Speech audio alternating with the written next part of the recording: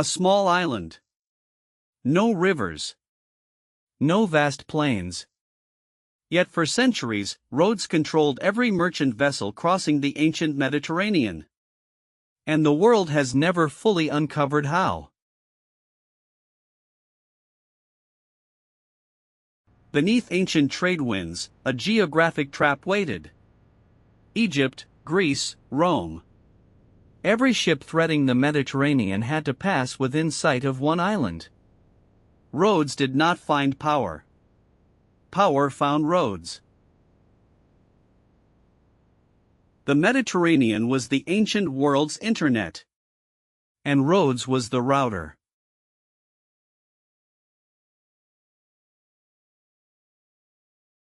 In 408 BC, three rival city-states merged to build a capital from nothing.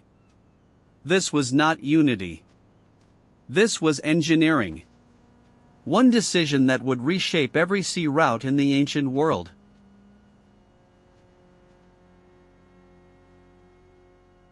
Other cities built ports to serve people. Rhodes inverted that equation. Urban planners drew the harbors first. Beneath every avenue, every wall. They built a port with a city around it. Beneath these carved stones lies the answer. What exactly did Rhodes build to control every ship?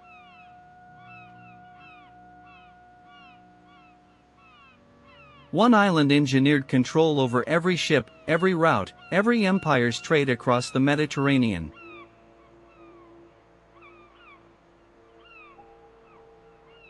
By 300 BC, Mediterranean trade had exploded. Egyptian grain, Iberian tin, Eastern silk. All moving through harbors built for chaos. Ships collided. Cargo vanished. Someone had to impose order on an ocean no one. Ancient trade harbors were chaos.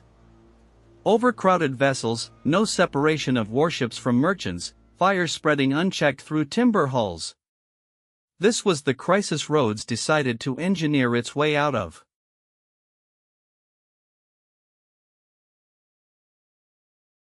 Rhodes built two harbors, not one. Mandrake held warships. The commercial port processed merchants. Two engineered worlds operating simultaneously. No other ancient city dared attempt this separation at scale. Staggered berths prevented vessels from blocking one another. But every ship had to moor first at the central inspection quay. No cargo moved without approval. The harbor itself was the law.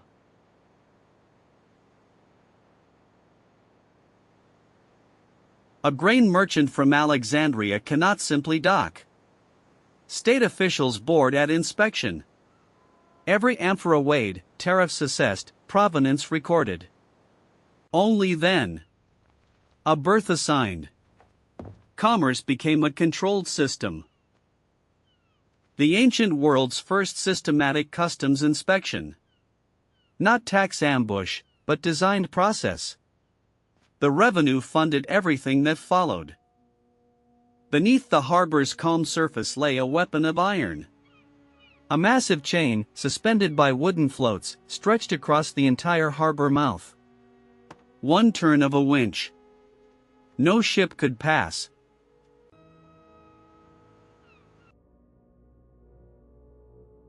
The chain had to be engineered perfectly. Strong enough to halt a trireme at full ramming speed, yet light enough for a skeleton crew to raise it within minutes. One miscalculation meant disaster.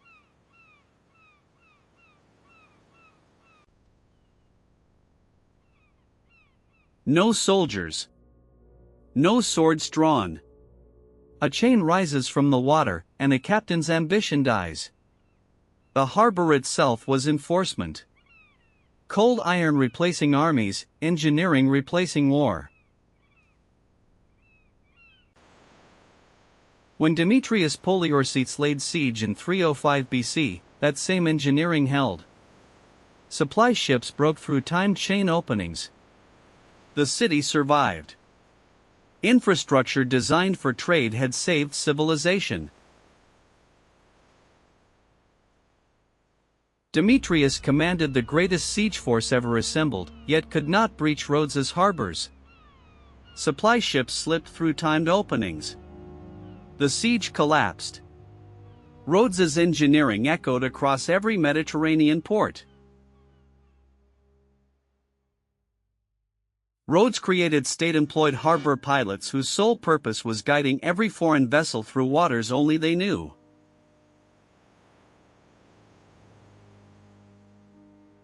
A Phoenician merchant, first time at Rhodes, knows nothing beneath the water. At the outer marker, a pilot boat appears. A Rhodian pilot takes the helm. Rhodes has already decided who enters.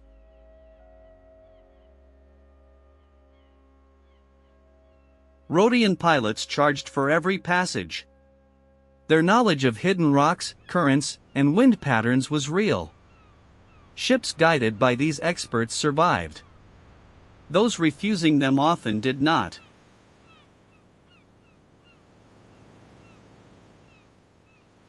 Word spread across the Mediterranean. Rhodes was safer. Rival ports offered no equivalent. No trained pilots, no organized passage. Safety itself became a competitive advantage. Advantage became revenue. Rhodes engineered the law itself. The Lex Rhodia codified cargo liability, salvage rights, and general average. A revolutionary framework that became the foundation of every admiralty court that followed.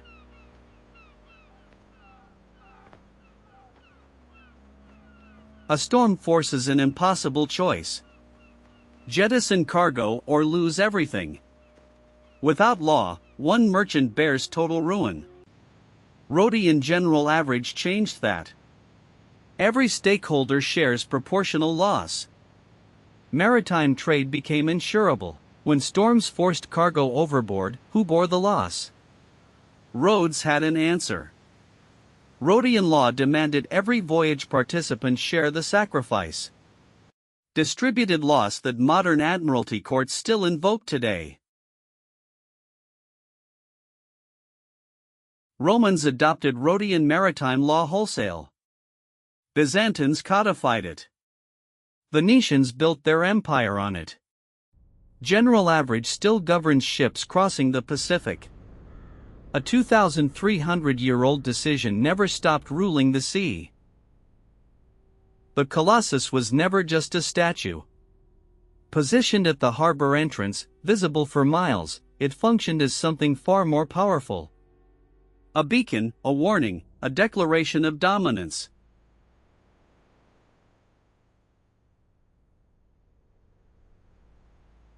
The Colossus stood beside the harbor on the Mandrake Mole. Bronze skin blazing under Mediterranean sun, possibly firelit at night. Not a wonder for wonder's sake. A signal, Rhodes. Safe harbor. Power. The Colossus wasn't built to honor gods. It branded a harbor. Every merchant ship knew. Rhodes was open for business. In 226 BC, an earthquake shattered Rhodes. The Colossus fell. The harbor crumbled. Rivals circled, waiting for collapse. Instead, beneath the rubble, Rhodes rebuilt stronger than before. Rhodes didn't simply rebuild. Engineers discovered opportunity beneath the rubble. They deepened the harbor basin, doubled warehouse capacity, lengthened inspection quays, transforming catastrophe into the ancient world's most advanced port infrastructure. The earthquake revealed how deeply the Mediterranean needed roads. Timber from Macedon. Grain from Egypt. Money from a dozen city-states. The infrastructure Rhodes built created something no stone could measure: geopolitical goodwill.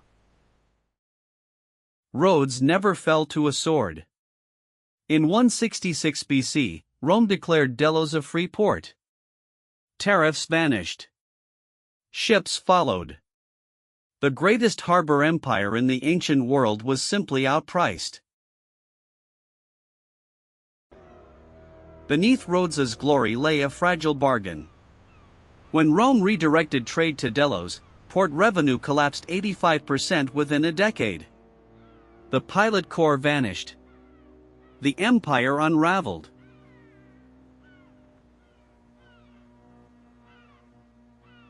Rhodes fell. But its harbors were copied, its laws adopted, its pilot codes enshrined by emperors. The island lost power.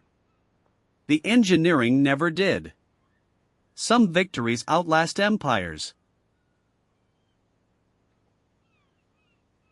Beneath every modern shipping contract, every harbor master's chart, every admiralty court, discover fingerprints of a small island with no resources, no empire, only impossible cleverness.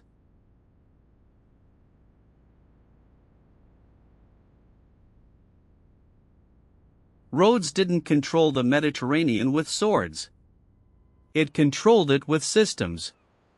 Systems outlast empires. 2,300 years later, the harbor pilot still guides the ship in.